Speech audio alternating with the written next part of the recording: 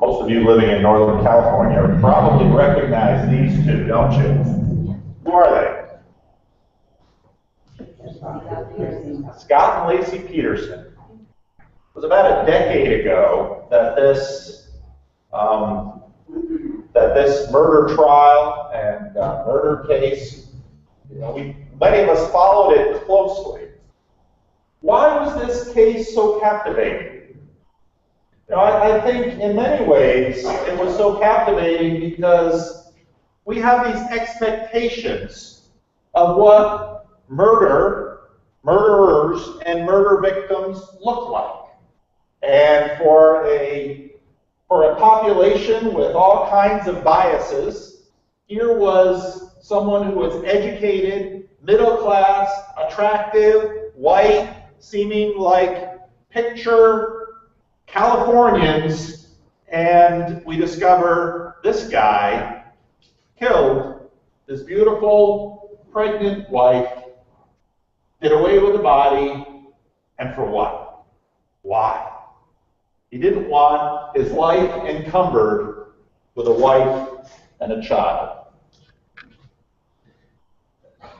Tim Keller, in his book on suffering, notes what many psychologists have noted, that in fact, when we hear of a tragedy, there is a deep-seated psychological defense mechanism that goes to work. We think to ourselves that such things happen to other people, to poor people, or to people who don't take precautions. Or we tell ourselves that if we only get the right people into office and get our social systems right, that these things don't happen. And I think the story of Scott Peterson, why it grabbed our attention was, this was a guy who simply wanted what everyone else seems to want. And look what he did. He was a monster. But he was a regular guy monster. Because did he really want anything that almost everyone doesn't want? They want romance in their life. They want a nice job, a stable career, a good home. Well, Scott wanted all of these things, and he wanted them in other ways. And to have a wife and a child limited his lifestyle. And as the trial went out, and as the evidence was looked at, it's pretty amazing. As I looked at all of this stuff again this week, there was almost no physical evidence that convicted him. And in fact, he could very easily have gotten away with it if not for the sheer fact that he was simply so cavalier. He didn't want a wife or a child to cramp his lifestyle. He had an image of the life he always wanted, and increasingly his life of 4 or 5 years was an obstacle, and so he did what was the reasonable thing, to try and simply erase them from the world. But of course, people can't be erased from the world. He didn't want a divorce or a child necessarily drawing on his money, so he did them in. And in fact, in many ways, he nearly got away with it. The obstacle in Scott Peterson's pursuit of life, of the life he always wanted, was that he lived in this world with other selves. He enjoyed other persons to the degree that they gave him what he wanted. And I think if most of us look into our hearts, we will see, isn't there something deep within us that looks upon each other that way? Well, I'll like you if you do to me what I want you to do to me. And if you get in my way, I will shun you or move you away or try to control you and manipulate you, maybe with withdrawal, maybe with anger. Given a string of romances both before and after his marriage to Laci, he clearly liked women, but he wanted them to enhance his life by making him seem to himself to be the kind of self he valued and cherished. Again, this is not unique to Scott Peterson. This is true of all of us. Our selves are reflected selves, and we derive our sense of self to a degree based on how others see us and treat us. To the degree that Laci Peterson, their son, and her family and friends would not go along with the program Scott Peterson had for his idealized life, they became obstacles to his desire, and he tried to use power and opportunity he had to eliminate those obstacles. In this case, too, a third element called the law was present that required that Scott not simply dispose of others, of inconvenient selves, demanding that Scott must respect those other selves and not use force or power against them. It is that law which now incarcerates him and greatly limits his freedom and may eventually take his life. I would imagine, though, knowing what I know about the public, that there are probably many young women who continue to write Scott Peterson. I wouldn't be surprised by that in the least. So we look at Scott Peterson, and I think we have to ask ourselves, well, maybe he did something extreme, but in his heart, was he really that different from any of us? The first murder in the Bible is one brother taking the life of another. And if you remember the story, you know that it was simply because God accepted Abel's sacrifice more than Cain's. And Cain saw this as an assault on himself. Why is it when I'm driving my car and someone cuts me off, I take it personally? I know rationally that the driver of the other car does not know me at all, probably. I mean, if I recognize someone on the road, maybe Nina's cut me off, but I forgive her. Rationally, I know it's not personal, but why do I feel slighted? Why does something in myself get hitched and I get angry and connected? Because somehow my pride has been violated. And in the story of Cain and Abel, it's just this that grabs Cain and he nurses it and it eats at him and he plots the death of his brother. And the Lord meets Cain. So Cain was very angry and his face was downcast. Then the Lord said, why are you angry? Why is your face downcast? If you do what is right, will you not be accepted? But if you do not do what is right, sin is crouching at your door. This is one of the most evocative images in the whole of the Bible, because you almost get the sense that what is inside of Cain is like a tiger. And it's ready to spring, and the Lord says to him, it's right at your door. It desires to have you, but you must rule over it. What's really interesting in that turn of phrase is it echoes the curse of Eve. And part of the curse that Eve receives at the fall is, the Lord says to her, your desire will be for your husband, and he will rule over you. And here in Cain's story, sin desires to capture him, but Cain must rule over it. But as you know, now Cain said to his brother Abel, and in courts of law, this would be sufficient for first-degree murder, because you notice even in the economic words of the Hebrew Scriptures, he plots this. Now Cain said to his brother Abel, let's go out to the field. While they were in the field, Cain attacked his brother Abel and killed him.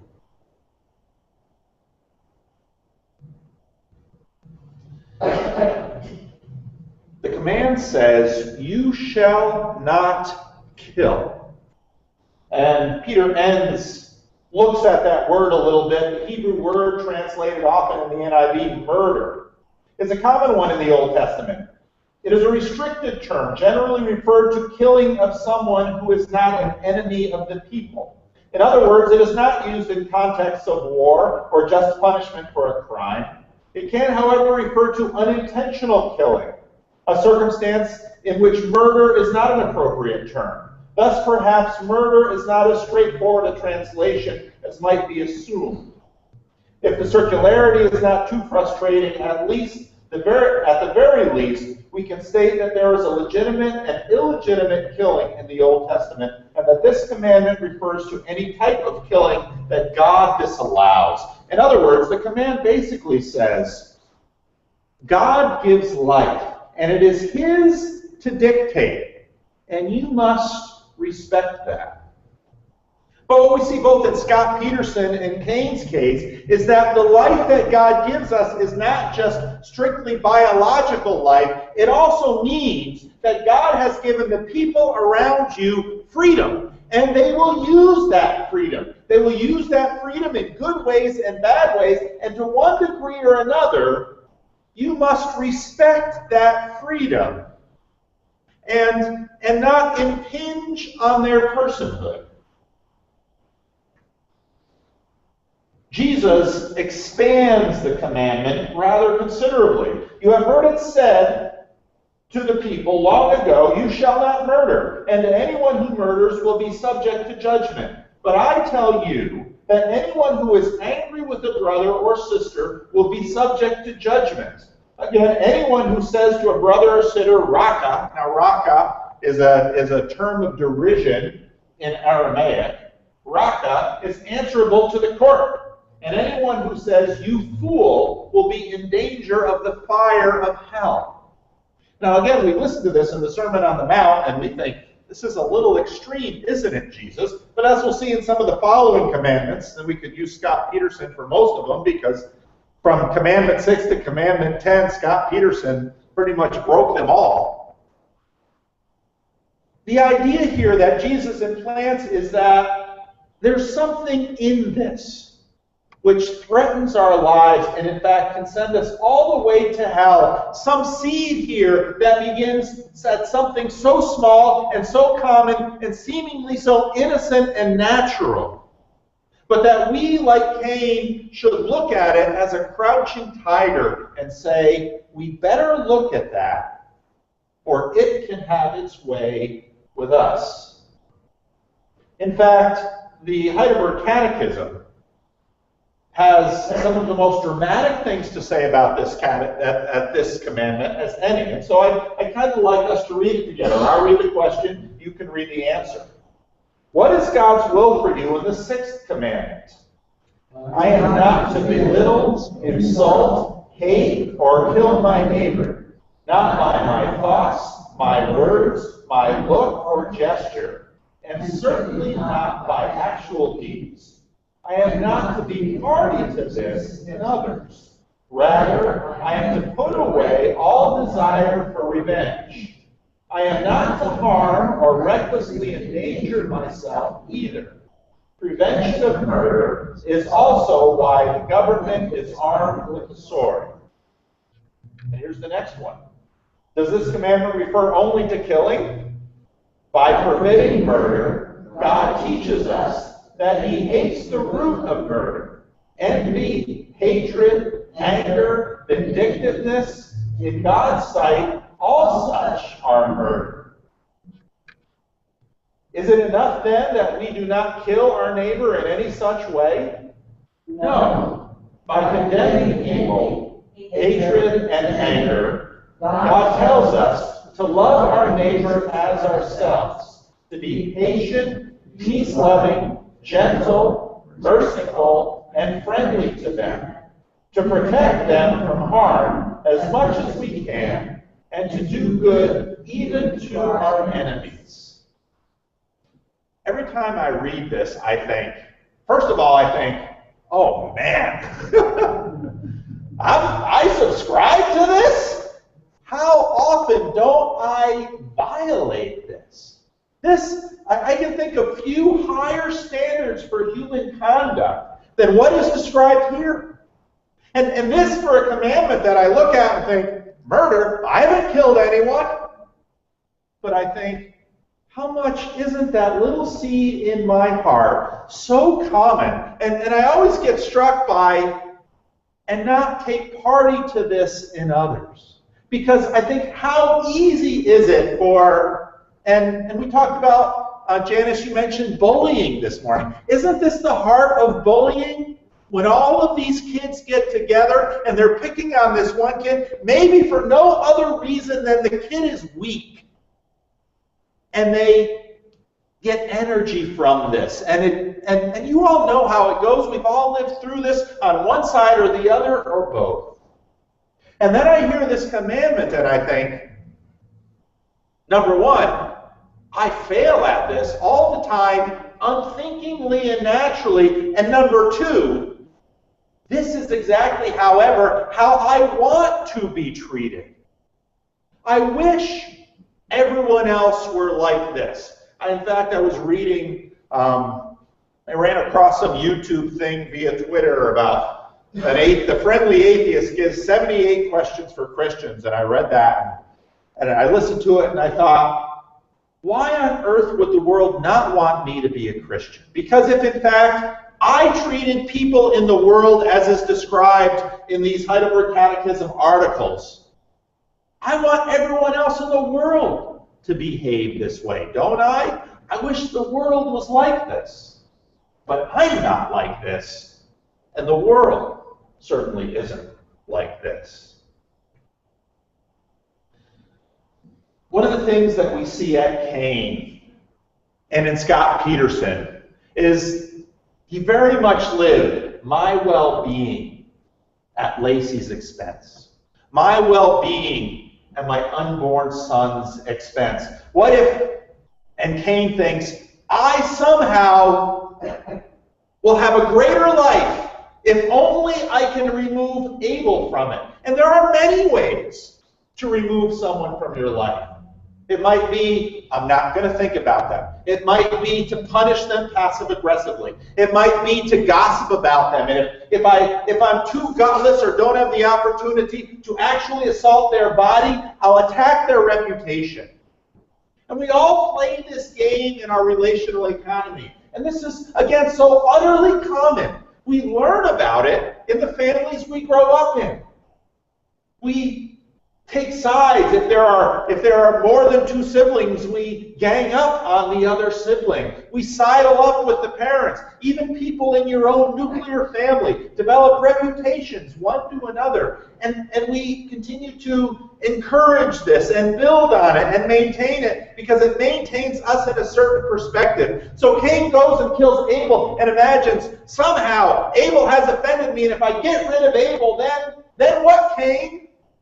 Is your sacrifice more acceptable to God? What we actually see with Cain is after he kills Abel, he's in worse shape.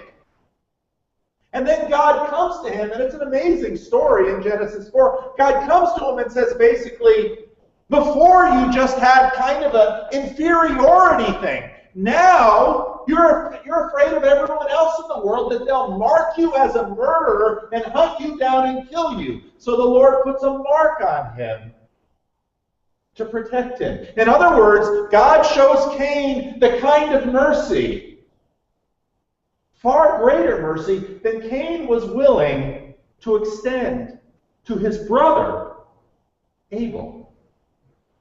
And this is the way we are.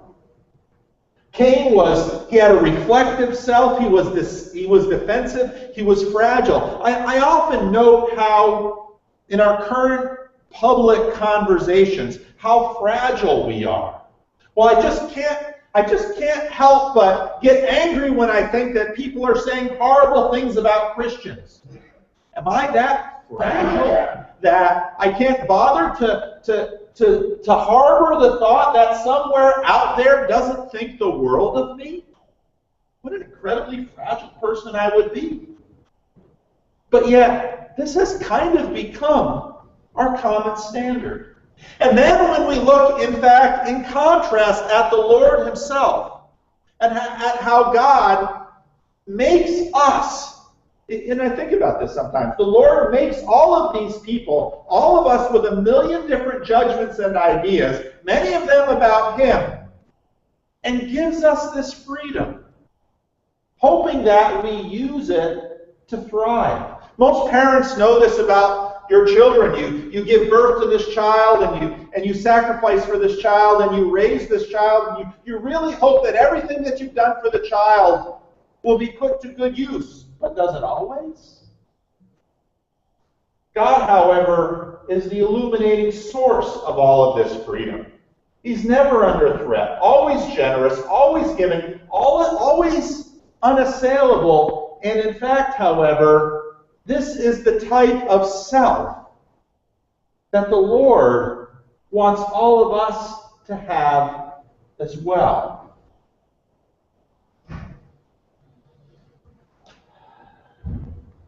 Scott Peterson and Cain very much chose the natural option. His wife Lacey was an obstacle, and somewhere in his mind he concocted the idea. Divorce would be messy. It would cost me money. It would limit my freedom. Lacey and my unborn child, Connor, they would always be out there, and it would be an obstacle. How much better if somehow secretly I could simply dispose of them. And again, as I noted, the only bit of physical evidence they had was a hair on a tool, and that was it. Everything else was circumstantial, because everyone else noticed, Scott, you don't seem terribly upset that your wife and your unborn child are gone. You're still acting like a single playboy. Everyone in the world began to say, there's something to this. Enough at least to convince 12 jurors to send him the death penalty. But he used the power to eliminate the threat. And this is an extreme example, but look at all the tools we normally use. We normally belittle, insult, hate in our thoughts, in our words, in our gestures, and we take part in it in others. We do this all the time. And so when we look at Scott Peterson or Cain, on one hand we can say they're monsters because they took it to a horrible degree. But that same monstrosity lives in each of us. C.S. Lewis, in his book, The Screwtape Letters, I think really articulates and illustrates this well, that there's two fundamental positions with respect to other selves in the universe. Now, when I read this, it's a little bit inverted, because the premise of C.S. Lewis's book is that you have one demon talking to another. So the enemy, in fact, is God, and you'll get it as I read through it. But the one demon says to the other, to us, a human is primarily food. And when you look at Scott Peterson, you kind of get that sense. Lacey was, well, to the degree that Lacey was instrumental in helping Scott experience the things he wanted, she was welcome. But to the degree that she became a problem, needed to be eliminated. To us, a human is primarily food. Our aim is the absorption of its will into ours. In other words, why are human beings so difficult to get along with? Because they have thoughts and ideas, and they don't simply bend to us. The increase of our own area of selfhood at its expense. But the obedience which the enemy, and again C.S. Lewis meaning God, demands of men is quite a different thing. One must face the fact that all the talk about his love for men and his service being perfect freedom is not, as one would gladly believe, mere propaganda, but an appalling truth. He really does want to fill the universe with a lot of little, and again in the eyes of the demons, loathsome little replicas of himself. Creatures whose life on its miniature scale will be qualitatively like his own. Not because he has absorbed them, but because their wills freely conform to his. We want cattle who can finally become food. He wants servants who can finally become sons. We want to suck in. He wants to give out. We are empty and we would be filled. He is full and flows over. Our war aim is a world in which our Father below has drawn all others into himself.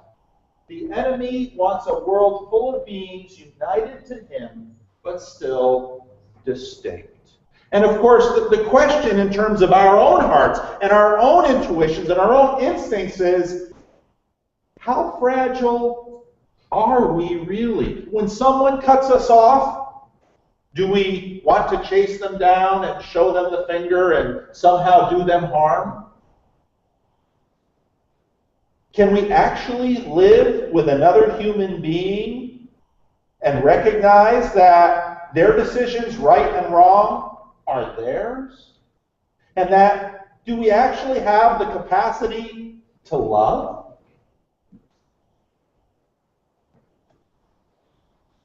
The truth is that to love is to lose in this world. And love always costs, and seldom is perfectly complicated or satisfied in the age of decay. I'm amazed that everyone will say love is the most wonderful thing. And what we all implicitly mean by that is being loved. Because to actually love means to sacrifice. And it always does. Scott Peterson was rational and miserable. Think about it. What kind of misery gives birth to such a thing? And I wouldn't be surprised, as I said before, if there continue to be multiple women who write to him and want to be in relationship with him, and you just think, that is the strange way this world is. Cain's killing didn't win him the acclaim he desired, but instead made him terrified. And think about all the little ways we kill each other in our minds, through our anger, through our passive-aggressive or manipulative ways. Does it make us any happier? Sure, for a moment you could say, well, I got it over on them. But that little fragile self of yours will once again be threatened by another fragile self out there, and you spend your whole life trying to get even or trying to secure yourself, and it never works. There is, in fact, a double bind we are in, because even if you take this Heidelberg Catechism statement and say, I'm going to make this statement my own, I am going to be really careful about never saying anything bad against anyone else. I'm going to be really careful about always being nice and always being kind and never letting anyone else see the truth deep inside of me that I'm just as fragile and just as sensitive as anyone else. I'm going to, on the outside, be so good and polite and perfect that everyone will say of me, oh, he's wonderful, kind, and loving. What then? Suddenly, one of two things happen. Either I get exhausted trying to be nice to all the creeps and weirdos out there, and everybody will want something, or suddenly I'm superior to everyone. I saw them gossip over there. I never gossip. I saw them bullying over there. I never bullied. No, I'm just a self-righteous Pharisee. And so we're in this double bind. Either we go along with all this sniping and bickering and eating each other, or I act above it, and either way, there's no end to it. That's why I talk about misery, deliverance, gratitude. Misery. I can't stop this in myself. It's instinctive in my heart. I do it naturally. And even if I cover it up and act like, because there's an article recently that pastor put on a blog, 10 things pastors don't like to admit about themselves. And one of the things that he said was, if someone cuts me off and I give them the finger, suddenly someone's going to tweet, saw Pastor Vanderclay give him the finger on I-5. Well, actually, the church is so small that nobody cares, but who cares? This is the double bind we're in. And so Jesus knows our double bind. And so what he does is, out of his own love, he comes and says, look, you can't beat this. Do you hate each other? Yes. You're in competition with each other? Yes. You feel threatened by each other? Yes. You try and get even with each other in these relational economies? Yes. This is who you are. Admit it. Confess it. It's your nature. And he comes and loves sinners. The sinners around him who fail to love, and the self-righteous who also fail to love. And by his death, he delivers us from the penalty of our sins. And by his resurrection, he delivers us from the age of decay. And he comes to us and says, I want to give you this gift. I want to give you a life that cannot be threatened by this world. I want to give you, in fact, the life of God the Father, God the Son, and God the Holy Spirit, have enjoyed eternally in the Trinity, and I want to give it to you. Will you receive it? If, in fact, we can begin to imagine that he has saved us from everything that we need to be saved from. If, in fact, we begin to imagine that his love is so self-giving that he gives us this freedom, and he says, although you've completely destroyed this world, although this is what you do to each other, I still come to you and forgive you and want you to be with me. Can you tolerate me? If you look at famous murderers in the Bible, you don't have to go far. Moses, David, the Apostle Paul. These are murderers. And I don't know if Paul actually did anything by his own hand or just orchestrated the murder of other Christians. The gospel comes and God says, I know what you are, I know who you are, and I know what you've done. And I've given myself for your forgiveness. Will you enter into my gift? And what that gift enables, actually, is a beginning to love out of gratitude. Because here's the thing. If I want to be nice to you because I want to be the perfect pastor, I'm a hypocrite and I'm still a jerk. If I'm insecure because I see you as threatening my own existence, well, then I'll act towards you in a certain way. But he comes to us and says, look, give yourself one to another. Try to love. Learn to love. Love is patient. It is kind. It is not self-seeking. It is not easily angered. It doesn't keep a list of wrongs. It always hopes, always trusts, always forgives. Do this one to another. And you say, but if I do this, they will still hit me back. And he says, yes. And we say, if I do this, they will take my life. And he says, yes, because they hit me and they took my life. But what happened that Easter morning? It was given back to me again. Do you believe this? We're free to embrace the life-limiting kinds of love that Scott Peterson couldn't tolerate, to give one's life to another. We take the loss with the joys and glories that accompany it. And we know that this is just the first short chapter of a far longer story. When I was in Massachusetts, I had a chance to look at tombstones and family pictures this trip. The guy with the circle in red his tombstone is here on the lower left. Eastbrown, Fatima, came to Whitensville with the cows after the cow flew. That clock has stopped. That's a very dangerous thing. You better replace the batteries in that. I don't have a little clock here. I keep thinking, boy, I'm not using any time. Like I said, it's a dangerous thing. My great-grandfather came over with the dairy cows to Whitensville, Massachusetts after a cow flu.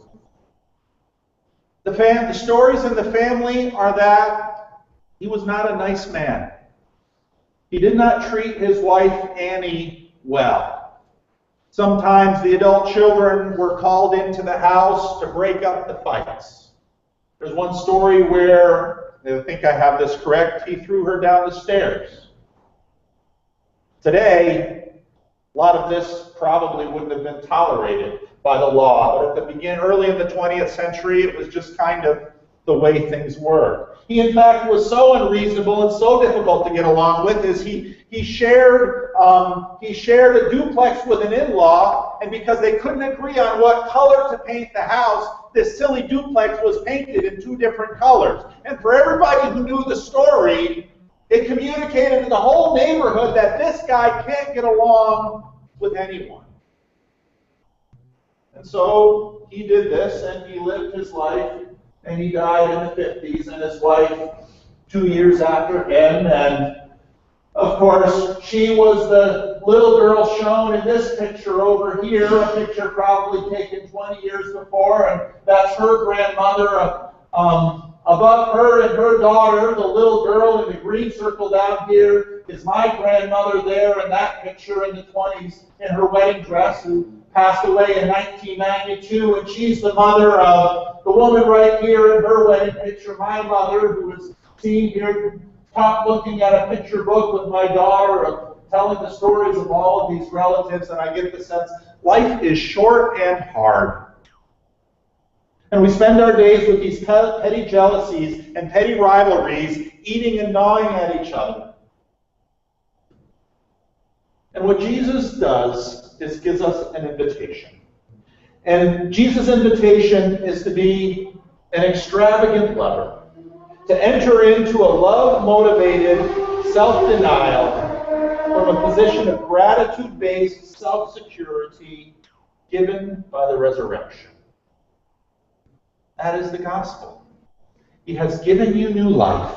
He has secured everything that this world can't possibly secure for you, and he asks you to go out and do the most appalling thing, which is to love other self-centered, fragile, insecure, reactive people in a selfless, costly way. There's nothing natural about it. But that is the gospel. And we all want to be treated like that. We all want to be in a community where everyone else treats us that way and forgives us and tolerates us and loves us, but we don't want to extend it to others. So on the night he was betrayed, he took bread and he broke it. And in that circle of friends was one of his friends who had betrayed him. And he said, whenever you eat this, remember me.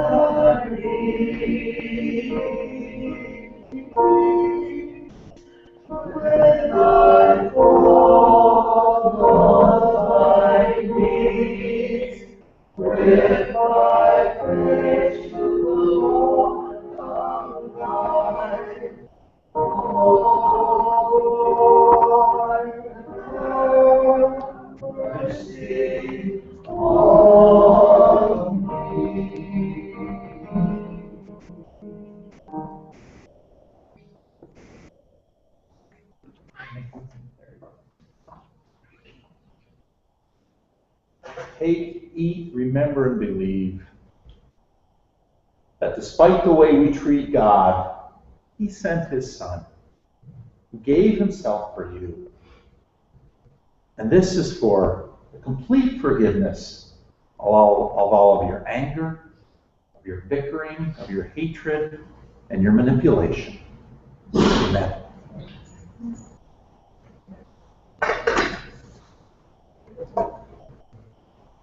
He took a cup and he poured it out. He said, "This is a new covenant in my blood. This is a new relationship. Whenever you drink this, remember me.